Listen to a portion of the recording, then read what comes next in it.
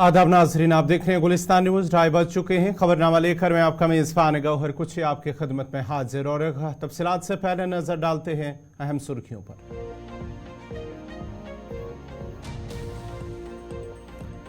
सालाना अमरनाथ यात्रा 29 जून से होगी शुरू। जम्मू कश्मीर के पहाड़ी इलाकों में ताज़ा बर्फबारी, मैदानी इलाकों में बारिशों का सिलसिला वक्फे वक्फे से जारी। इजरायली फौज का 99% ईरानी ड्रोन और मिसाइल तबाह करने का दावा। ईरान ने इराक से आने वाली फ्लाइट्स को अपनी फिजाई हुदूद के इस्तेमाल से रोक दिया। अगर इजराइल ने हमले का जवाब दिया तो ईरान फौरन अगला हमला करेगा। ईरान की जानिब से बयान सामने आया है कि उन्होंने कहा है कि अगर इजराइल वापस हमला करता है तो ईरान दोबारा से अगला हमला भी करेगा।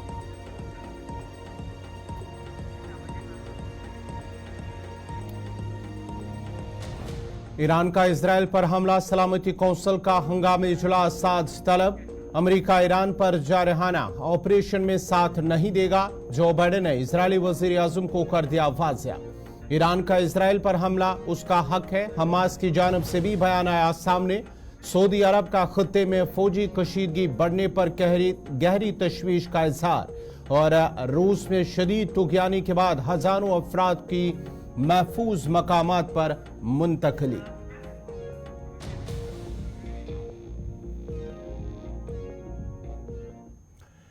और अब पेश खबरों की तफसील। इससे पहले बड़ी खबर इस वक्त आ रही है जम्मू कश्मीर के हवाले से, जहां पर सालाना अमरनाथ यात्रा 2024 के लिए अब ऐलान बाज़ाब्ता तौर पर हो गया है और रवां साल अब 29 जून से सालाना अमरनाथ यात्रा शुरू हो रही है, जिसके लिए रजिस्ट्रेशन कल से शुरू होगी।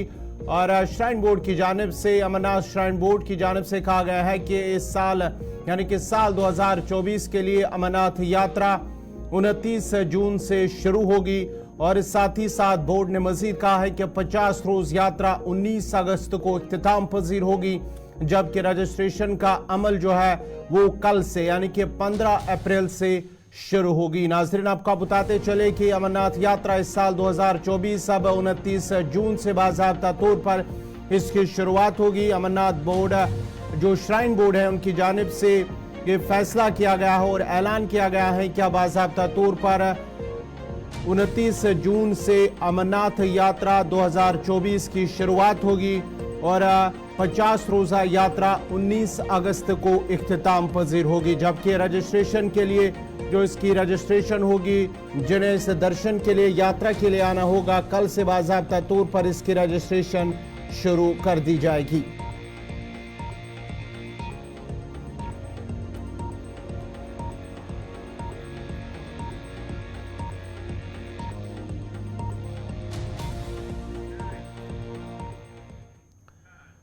इधर भारतीय जनता पार्टी ने आज लोकसभा इंतखाबात के लिए अपना संकल्प पत्र मोदी की गारंटी 2024 से जारी किया है और मुल्क में गरीबों की फलाह बहबूद की स्कीमों और तरक्की याफ्ता भारत के अज़म को अमली जामा पहनाने का रोड मैप जारी किया है। आने वाले 5 साल नारी शक्ति की नई शमूलियत के होंगे। इस मौके पर उन्होंने मजीद कहा है कि गरीबों के लिए मुफ्त खाने की स्कीम मजीद 5 साल तक जारी रहेगी ताकि वो किसी वजह से दोबारा गुर्बत की दलदल में न फंस सके। बीजेपी सदर जेपी नड्डा ने कहा है कि 10 साल इस बात का सबूत है कि मोदी की गारंटी पूरी होने की गारंटी है। इस संकल्प पत्र में पार्टी ने कहा है कि भारतीय जनता पार्टी गरीब, नौजवान, किसान और खवातीन को लेकर आगे बढ़ रही है और 2047 तक एक विकसित भारत की तामीर का अहद ले रही है। आने वाले 5 साल भी खुदमत, गुड गवर्नेंस और गरीबों की फलाह बहबूद के होंगे, ये मोदी की गारंटी है। सिलेंडर घर घर पहुंचाए हैं। अब हम पाइप से सस्ती रसोई गैस घर घर पहुंचाने के लिए तेजी से काम करेंगे। हमने करोड़ों गरीब परिवारों को मुफ्त बिजली कनेक्शन दिए। अब हम करोड़ों परिवारों का बिजली बिल जीरो करने और बिजली से कमाई के अवसर पैदा करने की दिशा में काम करेंगे।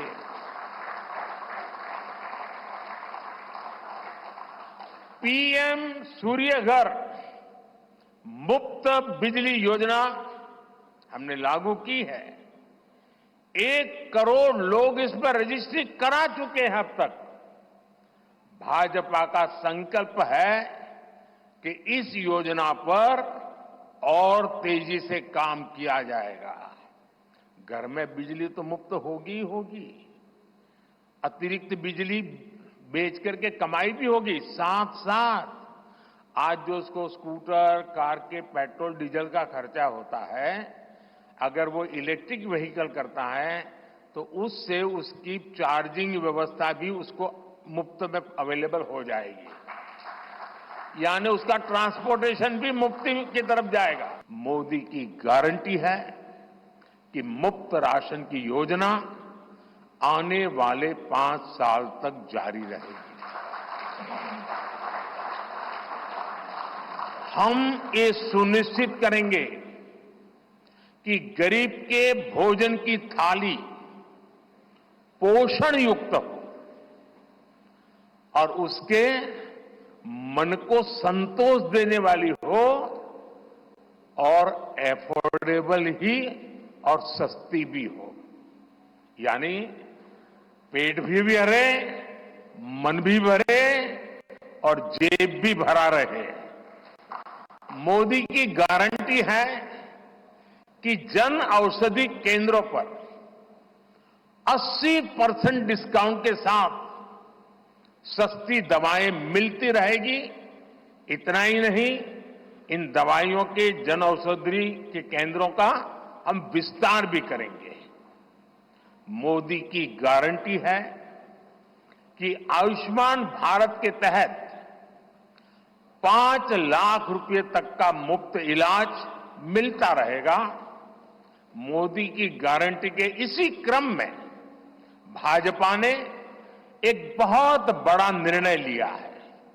ये निर्णय 70 वर्ष की आयु से ऊपर के सभी बुजुर्गों से जुड़ा है। आज जो बुजुर्ग हैं, उनकी बहुत बड़ी चिंता होती है।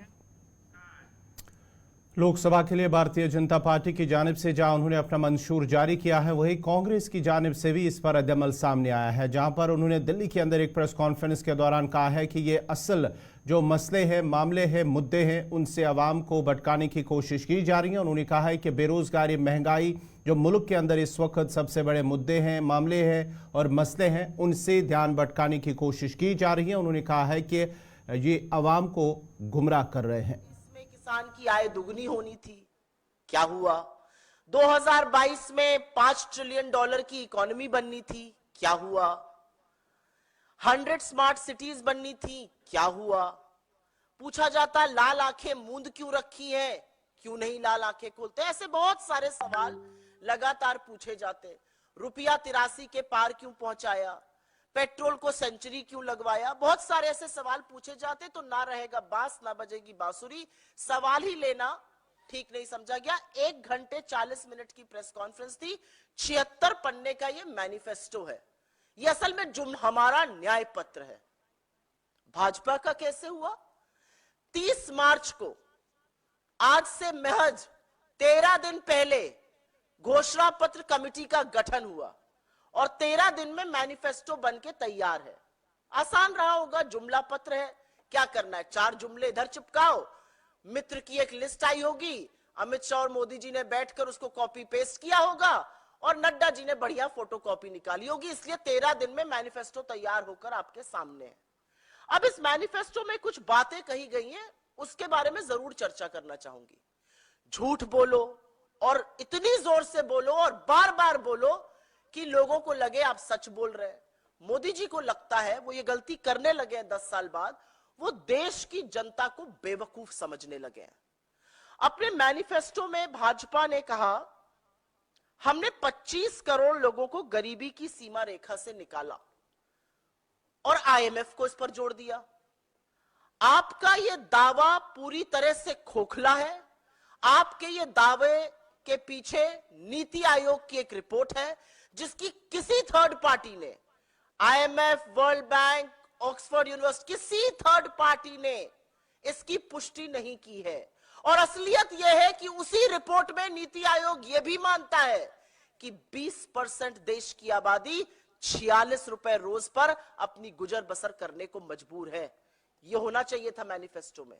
तो सबसे बड़ा जुमला इनका यह है कि इन्होंने गरीबी खत्म की है। असलियत यह है कि इस देश में हर घंटे 2 किसान और 2 युवा आत्महत्या कर रहे हैं। किसान कर्जे के बोझ के चलते, गरीबी के, गुर्बत के चलते, युवा बेतहाश होके आत्महत्या कर। इधर नेशनल कॉन्फ्रेंस के जानिब से भी भाजपा के मंशूर पर रद्दअमल उन्होंने जाहिर किया है और कहा है कि आवाम को गुमराह करने की कोशिश की जा रही है, लेकिन पब्लिक सब जानती है। उन्होंने कहा है कि मुल्क के अंदर जो मसाइल हैं, जिनमें बेरोजगारी, महंगाई सबसे बड़ा मसला है, उनसे ध्यान हटाने की कोशिश की जा रही है। को बेवकूफ़ बनाने के लिए कोशिश की जा रही है, लेकिन अब लोग बेवकूफ़ नहीं बनेंगे। ये झूठ का पलंदा है। जो वन नेशन वन इलेक्शन का जो है वो रिपोर्ट जब आई थी, जो इन्होंने कराने की कोशिश की, उस पर किसी ने एक्सरसाइज नहीं किया कि क्या ये पॉसिबल है आज की डेट पे। आज जो चुनाव हो रहे हैं तो फिर इसी में कर लेना चाहिए था ना, अगर ये वाकई ही करना चाहते थे। Who stop them? ये थोड़ा सा मुद्दा फेंक के उसको चलाना चाहते हैं ताकि लोग असली मुद्दे से हट जाएं। असली मुद्दा है महंगाई, असली मुद्दा है बेरोज़गारी, असली मुद्दा है कि इकॉनमी जो इंडिया की है वो कहीं नहीं है, और जिसकी गवाही जो है वो सुब्रमण्यम स्वामी बिल्कुल खुले दिल से कह रहा है कि भाई मैं नहीं डरता हूँ इसलिए कि इनको पता नहीं है इकॉनमी क्या है। उसने कहा कि मोदी जी को इकॉनमी का पता ही नहीं है। उसने ये भी कहा कि मोदी जी को करप्शन से कोई लेना देना है ही नहीं, वो इसमें कोई दिलचस्पी नहीं है। हाँ, लोगों को तंग करने के लिए वो अनअनाउंस्ड इमरजेंसी लगा सकते हैं। वो महाराष्ट्र देखिए, वो दिल्ली देखिए, वो जम्मू कश्मीर देखिए, यहाँ डेमोक्रेसी कैजुअलिटी है। जिस तरह आपने कहा कि भाई कल अगर इलेक्शन होते हैं, वो कब होते हैं अभी कोई डिक्लेयर तो हुआ नहीं है। इसलिए इस मैनिफेस्टो को आप कोई सीरियसली नहीं ले रहा है, क्योंकि लोगों को समझ आ गया है कि झूठ बोलने के एक्सपर्ट हैं। पहली चीज़ यही लगता है कि जब मोदी जी की गारंटी की बात आती है तो मैं समझता हूँ कि लगता है कि झूठ में आप ये थोड़े से एक्सपर्ट हो गए हैं। इसलिए कि तो हम कहाँ खड़े हैं, परेशानी है। ईडी की वो देखिए जो मार झोलस रहे हैं लोग, वो जो इलेक्टोरल बॉन्ड्स हैं, अगर वो सुप्रीम कोर्ट मुदाखला नहीं करती किसी को पता ही नहीं लगना था क्या हो रहा है। इसी तरह बहुत से इश्यूज़ हैं, और जो मॉब लीचिंग हुई है इस इंडिया के अंदर, उस पर मोदी जी ने और अमित शाह ने कभी बोला ही नहीं। तो इसका मतलब है कि इनके एजेंडे कुछ और हैं।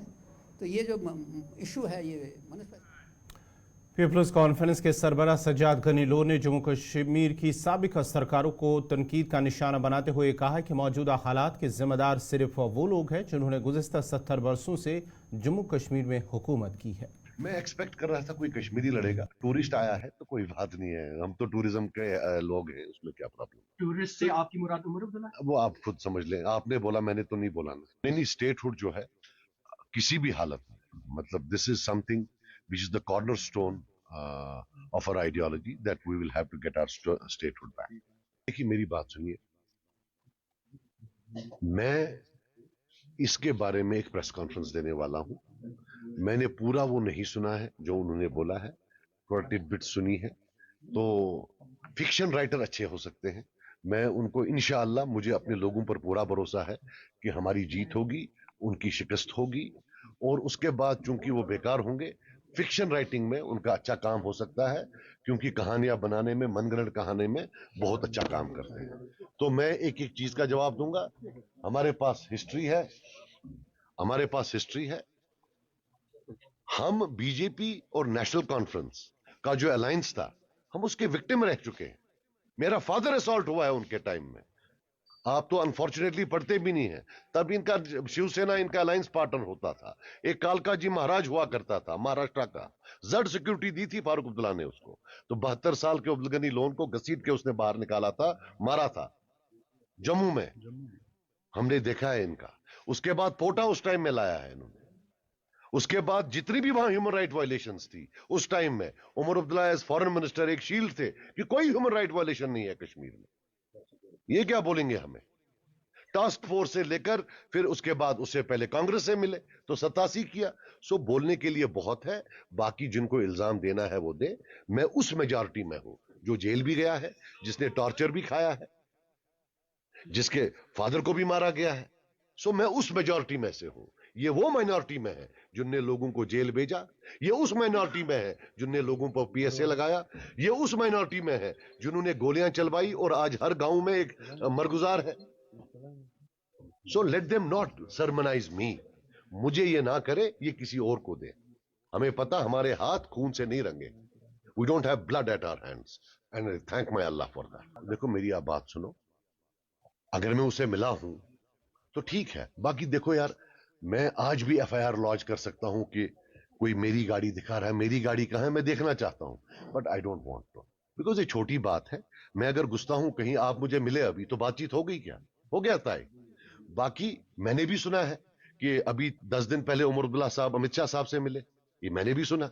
और मैंने सुना कि उनने पांव पड़े हैं उनके कि हमें क्रिकेट स्कैम में आप जो है छोड़ दें, तो वो उसका जवाब दे दें।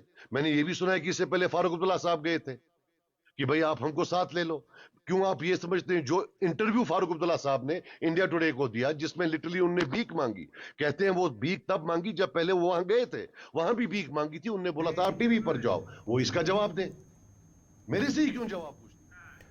मुल्क भर में हर साल 14 अप्रैल से 20 अप्रैल तक फायर सर्विस वीक मनाया जाता है ताकि आवाम को आग से बचाव और एहतियाती तदाबीर के हवाले से आगाही फराहम की जा सके। Fire and emergency services Jammu Kashmir भी फायर सर्विस हफ्ते को मुनासिब तरीके से मना रही है और बड़े पैमाने पर अवामी बेदारी के लिए जम्मू कश्मीर में पूरे हफ्ते कई प्रोग्राम भी शुरू किए जा रहे हैं। आज जम्मू कश्मीर में इन बहादुर फायर मैनों की याद में मनाया गया जिन्होंने बचाव और आग बुझाने की कार्रवाइयों के दौरान अवाम की जान और माल की हिफाजत करते हुए अपनी जानें कुर्बान की है। श्रीनगर में तो फायर एंड इमरजेंसी का हेडक्वार्टर बटमालों के अंदर है, वहाँ पर फायर सर्विस वीक के सिलसिले में एक तकरीब मुनक्किद की गई है, जहाँ पर जो एहलकार मुतलका महकमे के अंदर है जिन्होंने अपनी जानें निछावर की हैं, उनकी खुदमात को याद करते हुए उन्हें खराज अकीदत पेश किया गया।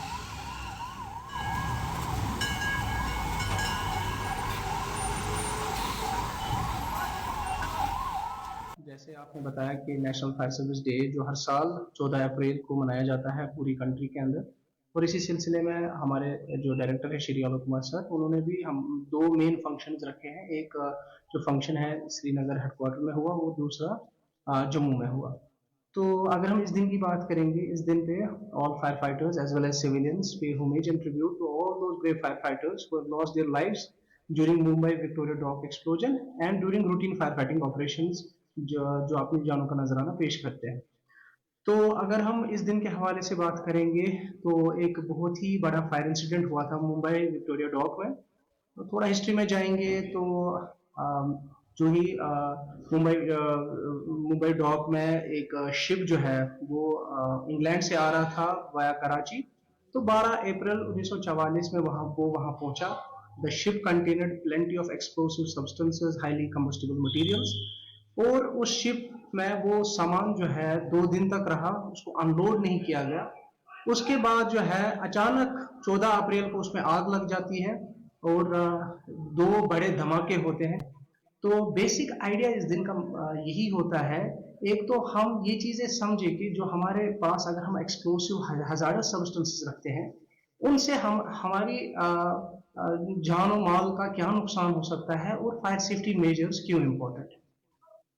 और इनिशियली हम इसको फायर सर्विस डे मनाते थे, लेकिन उसके बाद जो है मिनिस्ट्री ऑफ होम अफेयर से डायरेक्शन आई कि हम इसको पूरा एक्सटेंड करेंगे, पूरा हफ्ता, जो कि 14 अप्रैल से लेकर 20 अप्रैल तक चलता है। और अगर मैं बताऊं आपको कि जो हमारे डायरेक्टर हैं श्री आलोक कुमार सर, उनकी स्ट्रिक्ट हिदायत है कि 14 अप्रैल से 20 अप्रैल तक हमारी मल्टीपल एक्टिविटीज होती है। जैसे आज जो 14 अप्रैल थी, एक तो हमारी कमेमोरेशन परेड्स हो गई, और दूसरा जो हमारी demonstration of fire fighting and disaster management equipments जो आज हमने किया। कल हमारा प्रोग्राम जो है वो फ्री मेडिकल कैंप्स है, जहाँ पे फ्री मेडिकल उधर शुमाली कश्मीर के सोपोर में भी फायर एंड इमरजेंसी वीक मनाने के हवाले से एक तकरीब मुनक्किद हुई है, जिस दौरान अपने फ़राइज़ अंजाम देने के दौरान चांबा के एहलकारों को याद करते हुए उन्हें खराज अकीदत पेश किया गया। Inspector fire and emergency services ने महकमे के अफसरान और जवानों की क़यादत में जांबा के एहलकारों की यादगार पर फूलों की चादर चढ़ाई। इस मौके पर 2 मिनट की खामोशी भी इख्तियार की गई है। डिप्टी डायरेक्टर ने जांबा के अहलकारों के अहल खाना से भी बातचीत की और मरहूम के अहल खाना के लिए फलाही इकदाम के तौर पर कुछ तहाई भी तकसीम किए हैं। इस मौके पर खिताब करते हुए इंस्पेक्टर ने इस दिन की अहमियत को याद करते हुए कहा कि जम्मू कश्मीर के फायर और इमरजेंसी सर्विसेज डिपार्टमेंट के 72 बहादुर फायर फाइटर्स ने 1962 से अब तक ड्यूटी के दौरान अपनी जानों का नजराना पेश किया।